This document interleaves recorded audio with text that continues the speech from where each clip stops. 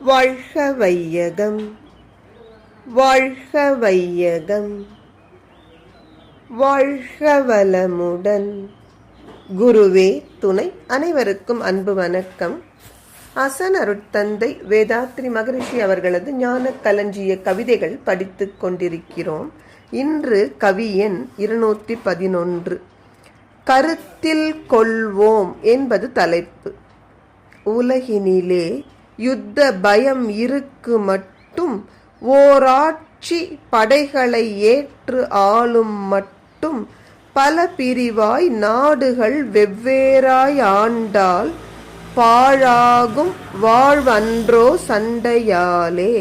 கலகங்கள், நாட்டாசை, நாட்டுப்பற்று, கட்சி வெறி இவற்றாலே விளைந்திடாதோ சில மயக்கவாதிகளின் ஆட்சி வேட்கை, சின்னா பின்னம் செய்யலாமோ நாட்டை.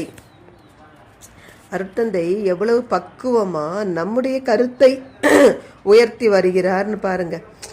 அரசியல் ஒரு சாக்கடை, எனக்கும் அதுக்கும் சம்பந்தம் இல்லைன்னு பேச முடியாது. மக்கள் நல்வாழ்விற்கு அரசியல், பொருளாதாரம், மதம் இந்த மூன்றின் பங்கும் மறுக்க முடியாதது. அப்போ நம்ம ஒவ்வொருவரும் நம்முடைய அறிவை உயர்த்தி நம் தேசத்து ஆட்சியை கொஞ்சம் கூர்ந்து கவனிக்கத்தான் வேண்டும்.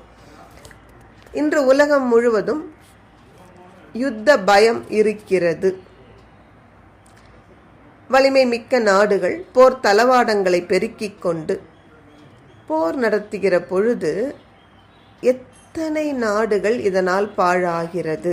இந்த சண்டையில் ஈடுபடுகிற நாடுகள் மட்டுமல்ல, விஞ்ஞான வளர்ச்சியின் காரணமாக இன்று உலகம் இணைந்து செயல்படுகிறது. எந்த 2 தேசத்தில் யுத்தம் மூண்டாலும் உலகம் மொத்தமும் பாதிக்கப்படுகிறது. அது மட்டுமல்ல, இந்த பூமி பந்து பாழாகிறதல்லவா சண்டையாலே. என்ன கண்டோம்? மக்களது சுயநல ஆட்சி வேட்கையின் காரணமாக போர், நாட்டு ஆசை, நாட்டுப்பற்று அல்லது கட்சி வெறி, இதைத்தானே நாம் கண்டோம் இதுவரை.